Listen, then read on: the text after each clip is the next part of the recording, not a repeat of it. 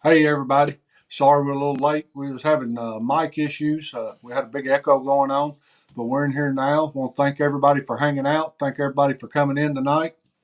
How's everybody doing? I'll go ahead and scroll through names for us. Give everybody a big shout out. Looks like we've got KY Catfishing with Sean Bell in here with us.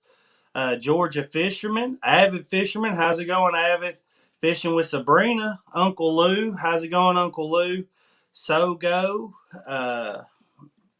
See here. Scroll down through here. Give everybody. Try to hit everybody's name I see. Zachary Thomas. Adam Irwin. So nice to see all y'all in here with us. Again, sorry about getting started a few minutes late.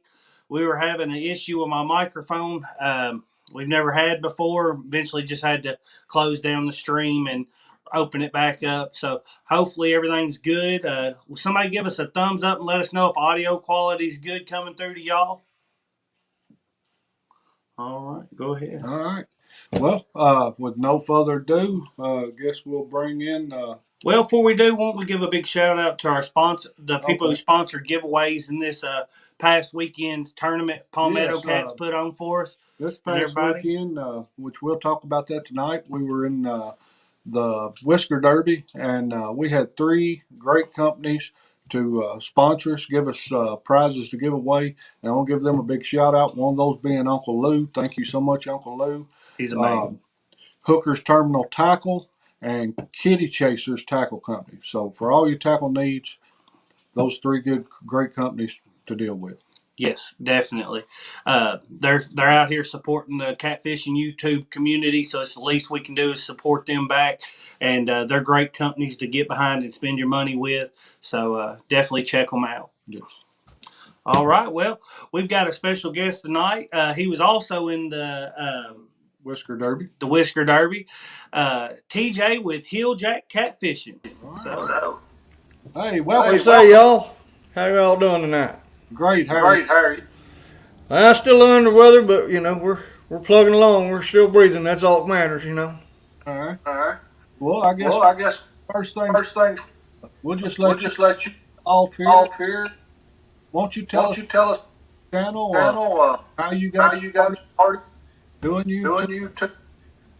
I guess I guess Cole's Cole's your YouTube your channel. YouTube channel.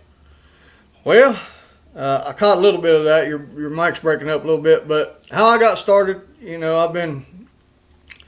I worked in the construction industry for years. I'm a former Army Ranger, and I moved down here to South Carolina 3 years ago in April, and I got to watching YouTube, got to watching Dieter Melhorn. He was kind of the guy that got me into it, and then I started talking to him, and he said, "Man, what are you waiting on? You're fishing every day. Start a YouTube channel." He said, there's no rocket science to it. He said, just go out and do it. You're fishing anyway. Why don't you, and preserve some of your memories for your family and stuff like that? And I said, well, I never thought like that, dear, but yeah, I appreciate it. And back in February, I jumped off the ledge and with both feet and started doing this, and here we are, May, and ain't quite 3 months old of a channel, and I've got like 191 subscribers now coming into this, and but yeah, I just catfishing's my passion. It's what I love to do, and that's all I got to do. So, why not? Why not get out here and give her a whirl? Very much Very much about fishing. fishing. Sogo said TJ made made video where our voice our comes voice comes to you. to Did What was that? You're breaking up. Did you mute? Did you mute?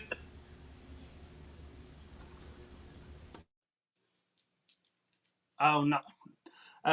Not your not the stream, but we're getting our voices playing back in the background. I'm not sure what's going on.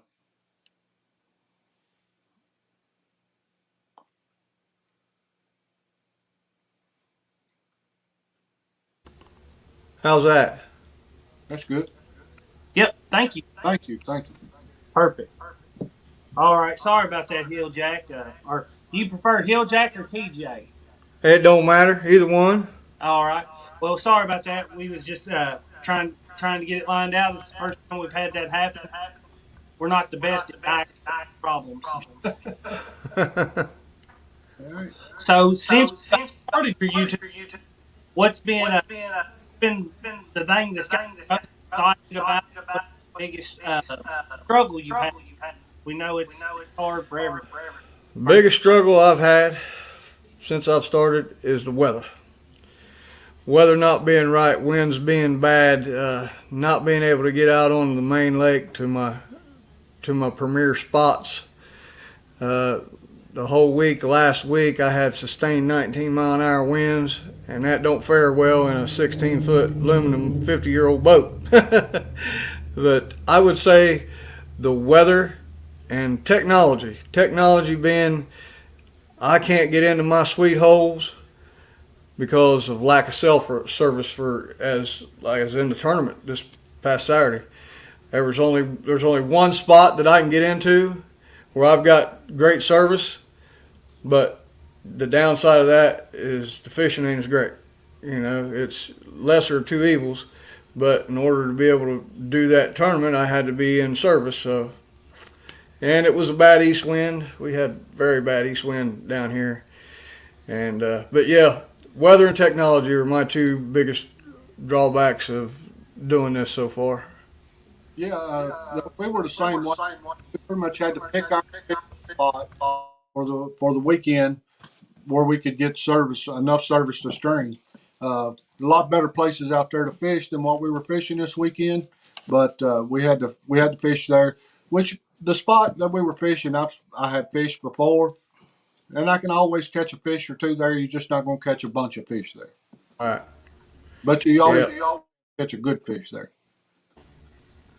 Yeah, I told in the chat, I told Palmetto I want redemption because I usually don't go and not catch fish. I got skunked. I had a whole bunch of skunk in the boat, and I'm big on catching fish. But like I said in the post on my video, it's I show the good and the bad. It's you don't always go catch fish. It don't happen all the time. You know, it's rare that I don't catch fish, but that's the reason they call it fishing. It ain't called catching. There you You go. know what I mean? Know exactly. We've been there and struggled ourselves at times, but I we mean, love to go. the other day wasn't What a we stellar day! no, not by any means. The saving grace of it was I ended up catching my PB, but about an hour into it, Daddy caught a 15.4, and then about 20, 30 minutes after that, I caught a 39.6, which is my personal best. But other than that, we didn't get another bite for the rest of the day, and those were the actually only two bites that we had. So wasn't a fast paced day for us at all. But we had a similar situation as you, and it was where we could get service.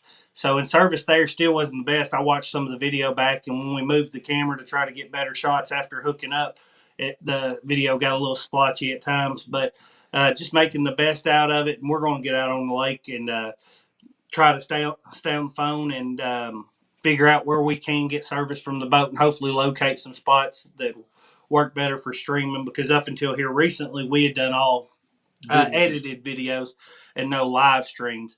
Do you like the live streams better, or the videos you go and record and edit? Yeah, I like the live streams because that just shows the reality of everything. It shows you the good and the bad. You can't hide it. You can't hide. Oh, I sat 4 hours and never caught a fish. You're showing actually what's going on right at that very instant. You know, there's no fudging it. There's no making it pretty. It is what it is, and that's what you get. And that's kind of how I like it. But in order to get my honey holes, I've got to record, and then never come back on the technology side of it. I suck at editing. I'm just getting started at it. I'm no good at it, and but that's it's 6 of one, half a dozen of another. It's That's right. Yeah, but for the editing. If I had to edit the videos, we would be in trouble. But my wife does the editing for us.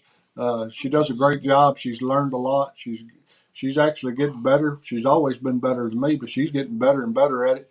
But I love the live streams just because you get to interact with everybody. You get to interact with everybody in the chats, and I like that part of it. Oh yeah. Oh yeah, yeah. I like the interaction too as well. You know, you get these bass fishermen, these ditch picklers running around by me when I'm out there by myself.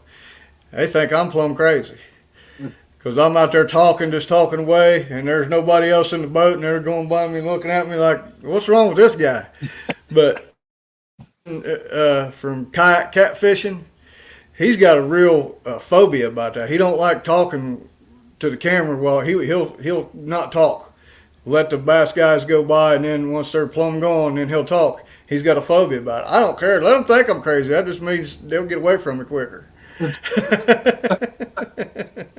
Well, if they about me, they're not far off. So So, far as fishing tactics, how do you normally go about targeting catfish? Do you normally fish from the bank? Do you fish from the boat? Do you like to drift? Do you like to anchor up? I've seen some of your videos, but just for the people in the chat that hadn't, so they know what they're going to look at when they go check out your channel. And somebody in the chat that doesn't mind, go ahead and post up the link to HILLJACK's channel. We hadn't said that yet, and that was rude of us. The whole echo and things kind of got us off our game. But go ahead and post that up for him too. yeah, go ahead and put everything in the chats. Yeah, well, I usually start out.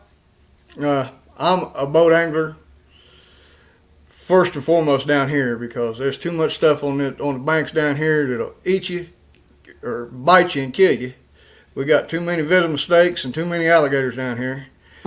But normally, when I go out, my first few stops, I'll anchor up on spots I know hold fish of an early morning. But then at about 10 o'clock, I'm drifting, baby. I'm dragging baits. I'm dragging baits because our spawn's about over down here. And these fish are busted up, and you got to find them. And the best way to find them is drag in baits. And I love dragging baits. You can cover a whole lot of water and give yourself more of a chance to be successful when you're out here fishing. But then again, I'm limited down here where I can drag baits because Lake Marion, South Carolina, down here on Santee Cooper chain of lakes, the whole middle of the lake used to be a forest. Hurricane Hugo come in and chopped the treetops off right at the water line. So you can't really drift out in them trees because you're gonna lose so much tackle. It's funny, but I usually drift bays with big deep holes in them. They'll have 25, 35 deep slough in them, coming off a 4, 5, 6 foot of water. It drops down. I'll drift that back and forth all day long, and usually pull numbers and good fish. Usually averaging high teens to mid 20s all day long. But like I said, I couldn't do that on the tournament because of signal issues, But So that's my main go-to. I love dragging baits, but every morning when I go out, I'll usually anchor up. Probably make 3 stops anchored up on spots that I know hold fish in the early mornings, and then it's drifting from then on out. So you were saying the spawn's done over there. What's the water temperature over there right now? 71 degrees right now. Okay. It's 71 degrees, and it's been in the 70s for about 3 weeks, and then we had a cold snap because the fish were all bounced up in the shallows, and we had that cold snap come up right in the middle of the spawn and busted them up, sent them back to deep water. So we're finding stragglers in the shallows now, but nothing like we was before. It used to be. Well, I got one video up. I put a buddy on a 40-pounder in 2 foot 7 inches of water. Oh wow! Back in March. So he thought I was crazy. He thought I was plumb crazy. He said, "There ain't no way there's big fish in 2 foot of water." I said, "Okay, Bo, watch." His back would have been sticking out of the water. Yeah. So I know you like to catfish. Is there any other type fishing that you like to do? Well, yeah, I like crappie fishing and I like shell cracker fishing, but I don't ditch pickle. I'm not a ditch pickler. If I had my way, I'd buy the lake and bar all bass boats from this lake. That's where I stand on that. But crappie and shell cracker, love catching crappie and shell cracker. It's ain't nothing like it when you get on a big bed. Well, speaking on shell cracker, I just seen that potential new world record was just caught. Red ear sunfish, 6.3 pounds. It had a bigger girth than it did in length, yes. And the previous world record or the current world record, because the other hasn't been verified yet, come out of the same lake in Arizona, and I've never thought of Arizona when it comes to any kind of fishing, but that's amazing, that size of a red ear. Yeah, I seen that picture. That was a hoss. I guarantee you, if he caught that on a cane pole, he fought like a Dickens. Oh yeah. That's how they fish for shellcracker down here. They pull right up in the cattails and drop cane poles down back in the cattails down here. That's how they do it down here. I got you. It's about 2 hours from us, but Lake Barkley over at by Kentucky Lake Barkley, they're side by side. They have a lot of big red ears over there. And I like to get over about once a year and fish for them. Yeah, they got a short biting time. I mean, down here, usually start biting when the first full moon in April comes around, and then you're good for about 2.5, 3 weeks, and good luck trying to catch one again. Right. Oh, really? Hey, TJ, you wouldn't happen to have a pair of headphones, do you? We're having to mute you when we're speaking because you're echoing it back through. Let me look. 1 second. Sorry. Well, while he checks out, you got that taken care of. Yeah. All right, guys, we're getting this together. Please bear with us. We're very sorry. While he checks that out, we hit 500 subs here recently, and we're thankful to every one of y'all. Y'all are the ones that are putting us in the situation to where we're hitting these numbers, and we're super proud of it. I know that 500 is still small, but we're elated with it. And we're going to have a giveaway coming up soon. I think you said you were going to shop for it probably. Yeah. So we will be ready, be looking. We'll put out a video once we figure out exactly what we're going to give away. But we're going to have a big giveaway for the 500 subs. But it just so happens that Catapalooza is coming up the 20th through the 23rd, I think it is. And so we're going to attend that. So I want to see what kind of deals I can get while I'm there, see what I can get to give away. I think for sure one of the things we're going to give away, we're going to get one of our hats, one of our new hats, and give it away. But we're going to go, once we're at Catapalooza, see what kind of deals we get. We're going to figure out what we'll give away. Probably a reel or something. And once we do that, we will put out a video for it, and we'll probably let that video be out for a week or two. Yeah, a week or so. And then we'll have the giveaway. Yeah. Well, we may even end up doing it different this time. We'll listen to y'all. Y'all make sure to drop in the comments how y'all prefer.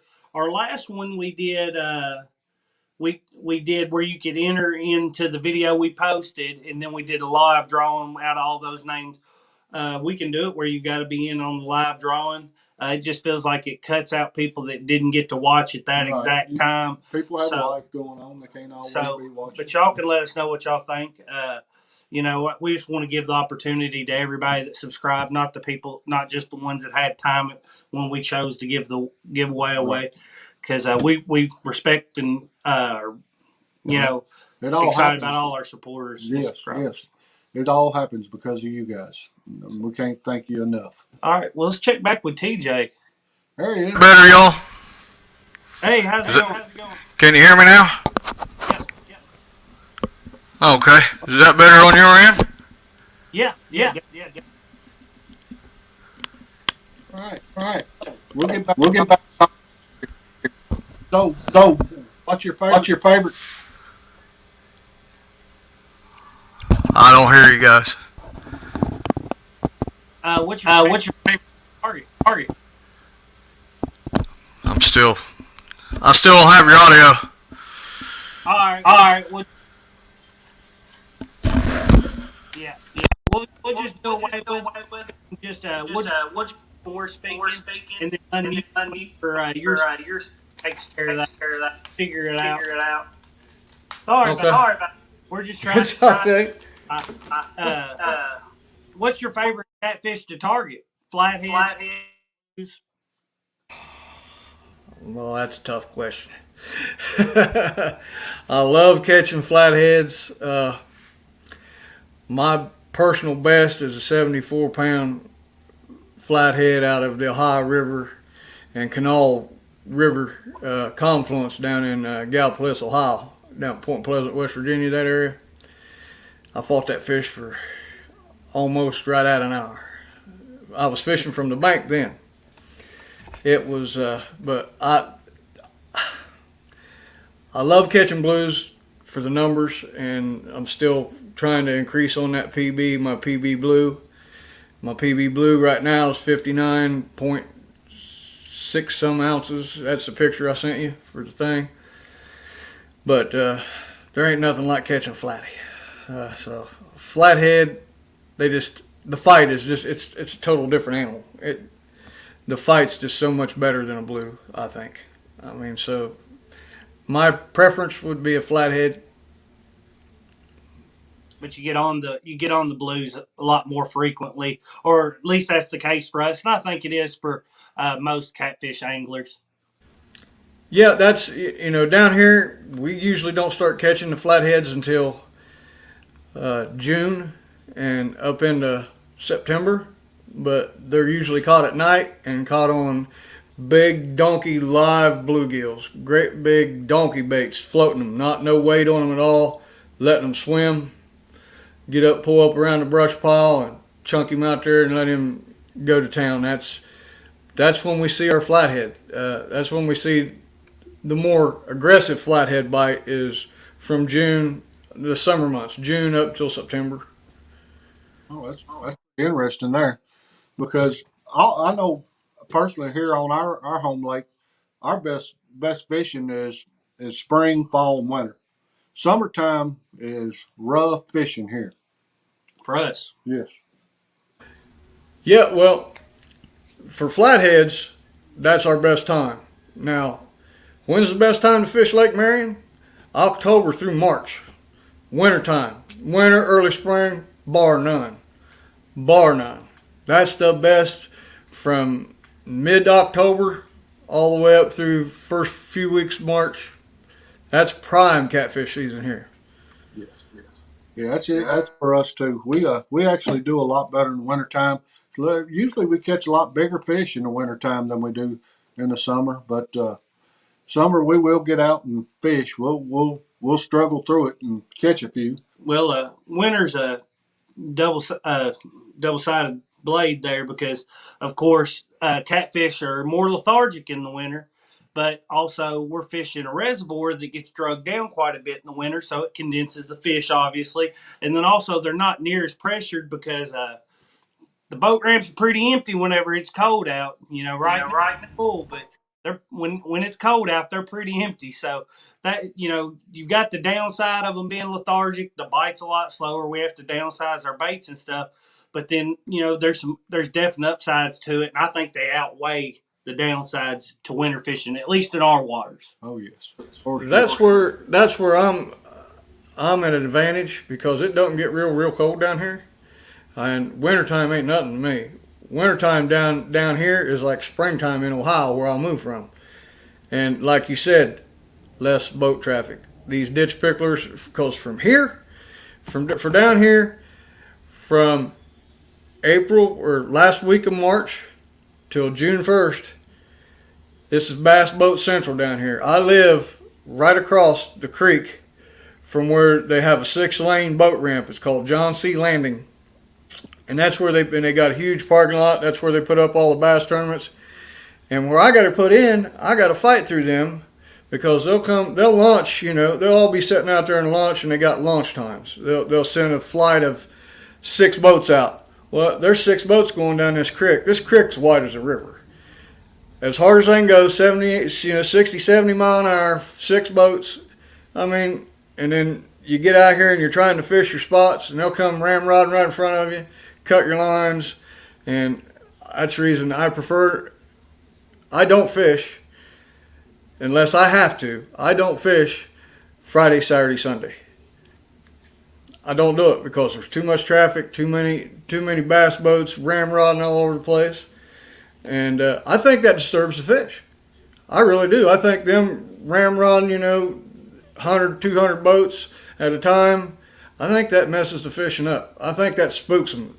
That's just my opinion, but Epic old Tim, he would be better suited to answer that question. But I think that has a lot to do with the bite when there's a bass tournament going on, because there's just so much congestion and noise and boats running all up and down in shallows, 60 mile an hour. I think that all has something to do with it. So I prefer winter fishing because there ain't nobody out there. They don't like it. Down here, 50 degrees, they got a parka, big old winter gloves on, and big huge snowsuits. I'm out there in a t-shirt and a pair of jeans.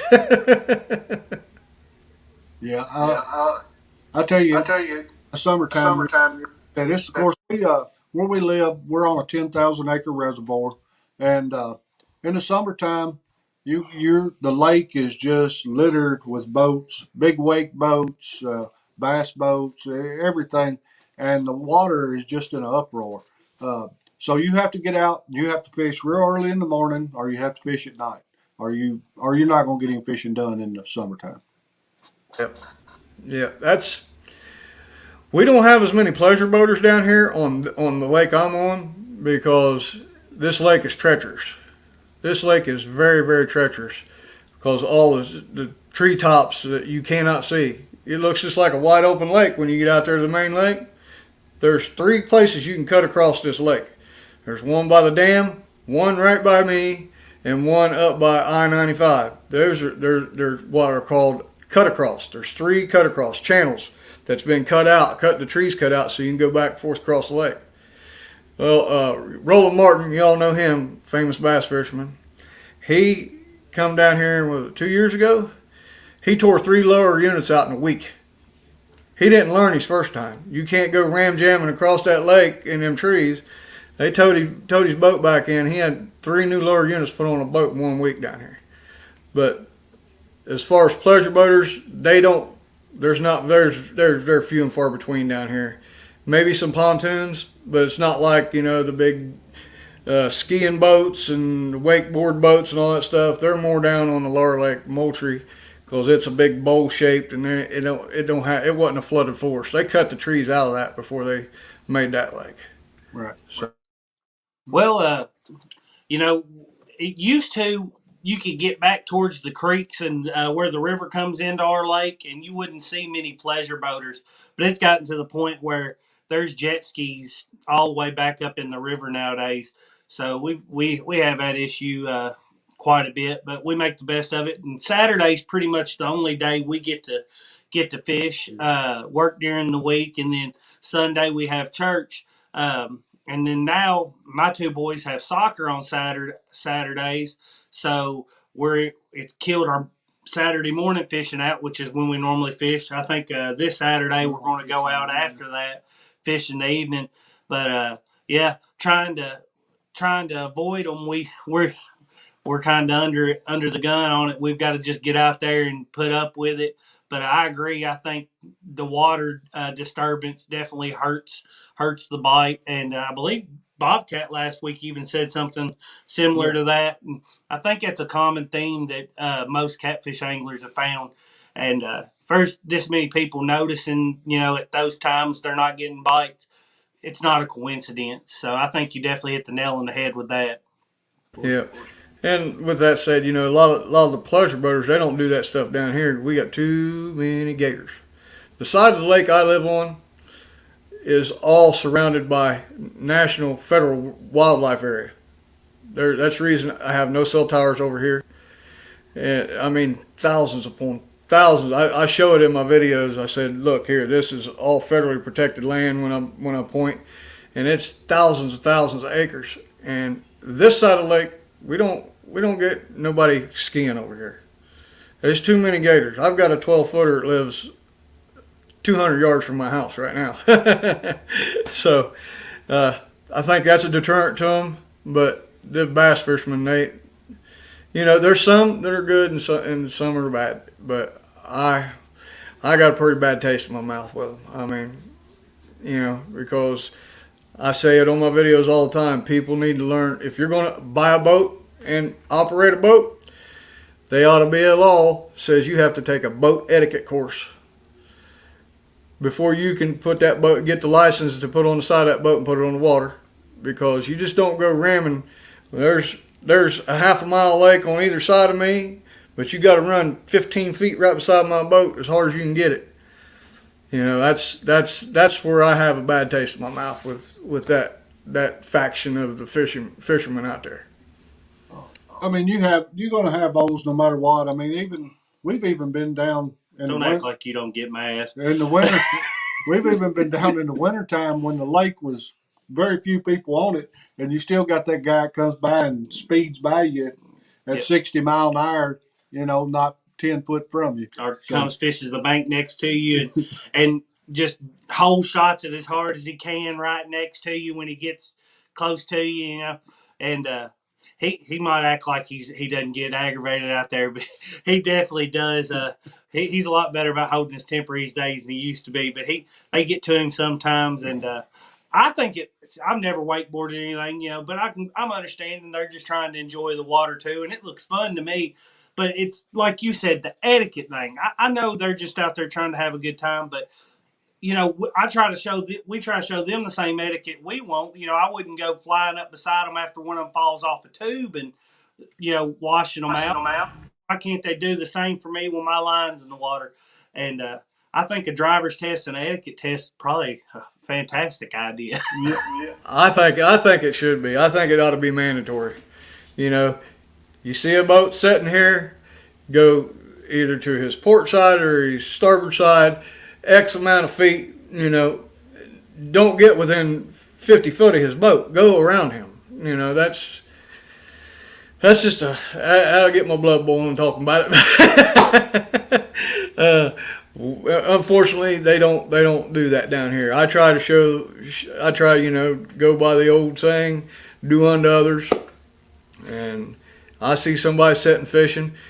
My boat will only do 30 mile an hour, but I will idle it down and go around them. Once I get around them, then I'll crank it back up and go on down the rake. But a lot of people don't even know what that's about, I think, sometimes. So when you're out there, what's your favorite setup? How do you set your lines up? Well, all of my rods are Santee rigged. Except for one, I usually suspend one straight down. I'll usually drop one straight down suspended if I'm in deeper water. Even when I'm dragging, I'll have one suspended right off the boat. But everything Santee rigs with, and I use Jimmy Smith's Santee drifting weights. I use anywhere from 2.5 to 4 ounce drifting weights because we don't have the current. This is a lake, I don't have the current, have to use them big donkey weights to keep my baits going. And like I say, I've only lost 4 of those Santee drifters since I've been using them. I've been using them for a year now. I've only lost 4 in a year. And all 4 happened 2 Sundays ago when I took a buddy out that destroyed a junkyard. He lined 4 of my rods and destroyed probably about $35 worth of tackle. I'm like, oh my God, only you, brother. But that's all I use is I use Santee drifting weights because they're long and slinky and they don't get hooked up into rocks and they just kind of drift over the branches. And I like that Santee rig because it keeps my bait floated up off the bottom. And I've even got one I'm experimenting on. I'm using a peg float, 2.5 inch peg float, and a Demon Dragon combined. Santee or a peg float above, Demon Dragon below for the rattle factor, because I've learned that a Demon Dragon in itself won't hold a donkey bait. I did a tank test, straight to the bottom. It won't hold. So in order to use a donkey bait and you want that rattle effect, a peg float will hold that donkey bait up along with a demon dragon where you still get the rattle. So we're experimenting on that. It's it's a work in progress on that, and have me back on a few months and I'll tell you how it works out. But a demon dragon in itself, if you ever want to do the test, get a little tank of water or a fish bowl or something and put a donkey bait and hook it up to a demon dragon and drop it in, sinks it straight to the bottom. Where a peg float will hold that bait up. Good information. The drifting weights, Daddy actually come up with a pretty nifty way of how he makes ours, and it's really versatile. I believe you ordered it off Amazon. Yeah, just get the spools of the copper, the lead wire. It's maybe half the size of my pinky around, and we weighed a couple of them and figured out what length we wanted to cut it at, and if you want heavier, you can cut it a little longer or shorter, and then you just flatten one end of it and drill you a little hole. Put your swivel or your clip on. That's not the word I'm looking for, but my brain's way out in left field right now. And then it's a cheaper way. You have virtually a little of nothing in each sinker, and it worked really well. And I've even took where that lead's so malleable, and when I didn't want to use the longer weight, I've taken spool it up. Don't even have to change weight out, and it works just the same as the disc sinker. And all in one, you can straighten it right back out when you're drifting, or coil it up and use it as a disc sinker without changing anything versus anchoring or drifting. So it works out really well. We might have to do a little video on that one day, a little short video, or post some pictures, maybe some links on where to buy it. But it was easy to do, and we really enjoyed it. As far as you said you always have one vertically drop down. We've done that a few times, and have we ever got bit on that on rods that we drop straight down? No. We almost quit doing it, but we've done it quite a few trips, and we see tons of people online, having great success with it. And, we don't have some huge ego. We try to learn from others still. And even, we feel like we do a good job fishing, but we're not above learning and picking up on some new tricks. And we've tried it, and we just can't have any success with it. Well, in fact, not this past Sunday before last, we had a storm front come through here on a Saturday night, bad storm like we've had the last few days here. And I went out and had my buddy Patrick come, and he brought his father-in-law from Georgia. And we had done everything, and I went out into the river channel and found the fish stacked up. Stacked on top of one another on drop-off points. I was like, boys, this is our best shot as any. Well, we put baits out. We drug to them, nothing. And then we went back over and we suspended on them. We actually only caught one fish that day, but that's the rod we caught it on, was a suspended rod. Right down in amongst them. And I've always had success with suspended rod. I'll usually, about every trip, pull at least 2 or 3 out on a suspended rod.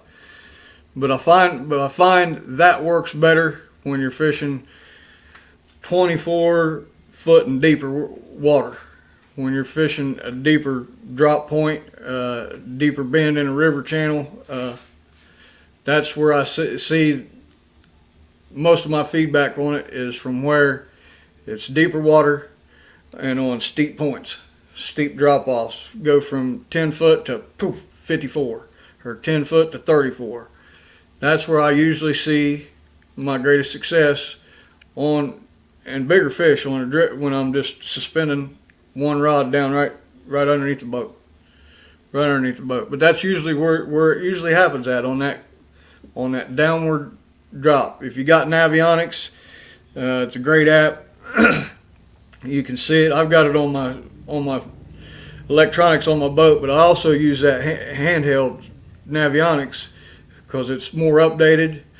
and you can actually drag in on it, open it up. You know, like you squeeze in on a picture on your phone. You can drag in on it and see exactly where that depth change is to the point, and then target that. That's worked so much for me on spinning the bait. Well, I just seen a question come up. I think it was from Uncle G. Said any tournaments in the near future. Well, I hope so. I need redemption. I need redemption. Uh, I hope so. I want to fish some tournaments, but I'm not going to fish in a big catfish tournament because it goes against my ethics. My ethics are: you catch a big fish, you can take a picture of that fish, measure that fish, get his girth and his length, and put him back. I don't believe in keeping a big catfish in a live well because I think that shocks that catfish, and I think that catfish eventually dies. You know, some people will argue this point back and forth with me, but and when somebody goes on my boat, they can keep a fish that's 20 pound or less. Anything 20 pound, 0.1 ounce back in the water, breeding stock. I want them genetics in this lake for generations to come.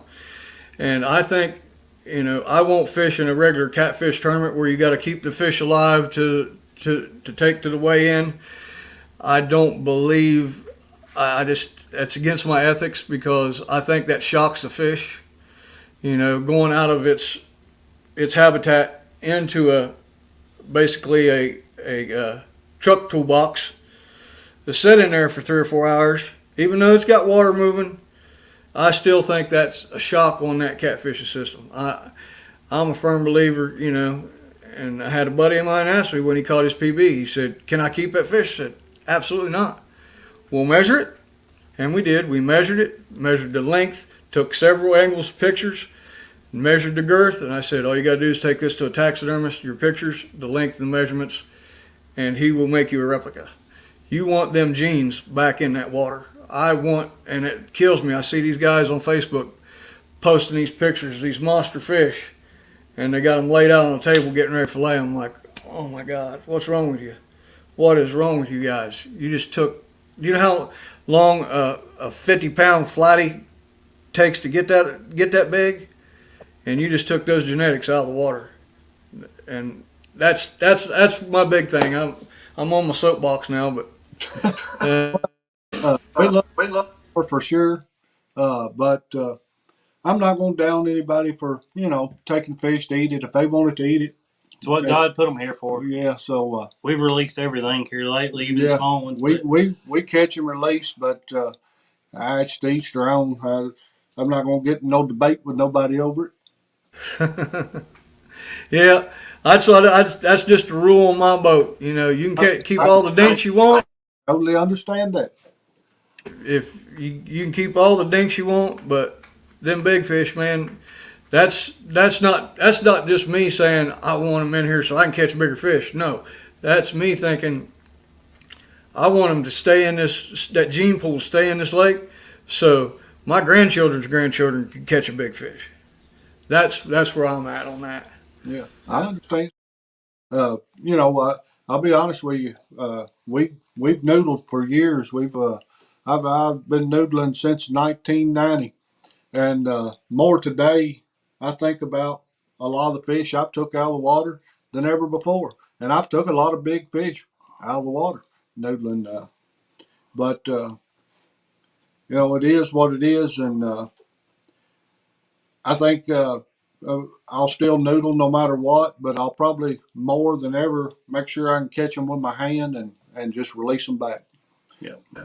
Yeah, over the years, we've definitely changed our view on it, which also it's a little different because now we're fishing more for fun and Yeah. versus fishing for subsistence like maybe in the past and Oh yeah. when I grew up with you fishing and so there's a difference, but I think everybody's starting to get along the lines of releasing fish. I know everybody gets their panties up a bunch if you ever keep a bass, but they don't have any problem with keeping other fish that we fish for, catfish for trophies, but they don't care about that. But anyways, I'm not going to go down that. I'm getting off topic. I'm sorry. I don't care if people keep fish if they're going to eat it and it's for your family and it's for sustenance, like you said, to survive, by all means. But if you're just out here, trying to win some money, I just rather you. I don't want your money. I just rather keep the fish in the lake. Now I'll tell you, I used to crappie fish a bunch, and people don't realize a little bit of fish goes a long way. I try to tell my buddy when I take him out and he catches a bunch of dinks to take home, like, Bo, you realize how many fish you got in that thing? You got more fish in that cooler than you got room in your freezer. A little bit of fish will feed a bunch of people a long time. And people don't realize that. We fillet up 10, 15 crappie. That's enough for a fish fry for me and my wife and some friends and their kids to come over and eat. And we'll still have some left over, usually. People don't realize that. A little bit of fish goes a long, long way. It does. It does. But I love them crappie are good to eat. Speaking on tournaments, you said Uncle Jeep asked about a tournament. I think we're going to try to host a tournament here coming up very soon. Yes. I've got to find out when I'm going to have a Saturday off, because we'll probably do it on a Saturday just because it's going to work with more people's schedule. But I think we might even open it up to I think it might be cool to do a half people with channels, and then maybe half subscribers, and or do it where we might even go with like a team idea where the channels that come on can pick somebody out of their subscriber list, and we'll do it. They can just weigh it there on stream and release it right back. And so whoever you pick out of your subscriber list would be on your team. We'll do it for something like that, and we might come up with a gift card or something to give away. But it'll be more or less just for fun, and because they are fun to do, and hopefully we can all grow from it. So stay tuned for something like that. I think that'd be a great idea. I just kind of come up with that off the top of my head, but I think I like that idea. That's a pretty good idea. And actually, I had a blast this weekend. I had a blast. We didn't catch the field. It was a ton of fun. Just interacting with everybody was a lot of fun. Interacting with everybody and just being out in God's great creation was enough for me. Just be out in everything that the Creator has made for us and be able to enjoy it. I had my wife with me. We enjoyed the day, even though we didn't catch fish. We enjoyed it. Being out there, spending the whole day on the lake together and all that. But I think that is a grand idea on that tournament. I think that is. You're right on the money on that. We'll have a date here coming out here soon.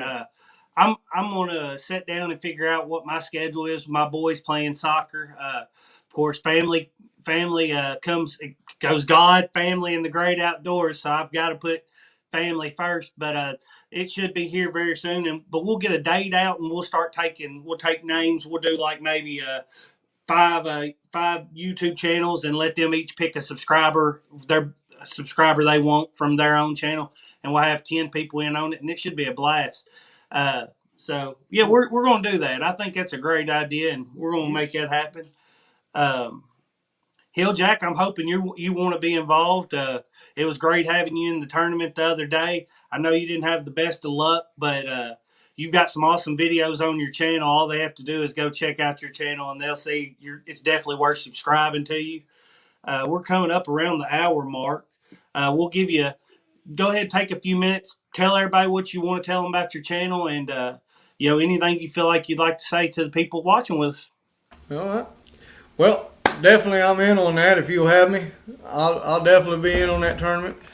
And y'all, I ain't out here to get famous or get rich. I'm just filming, doing these videos and creating this content.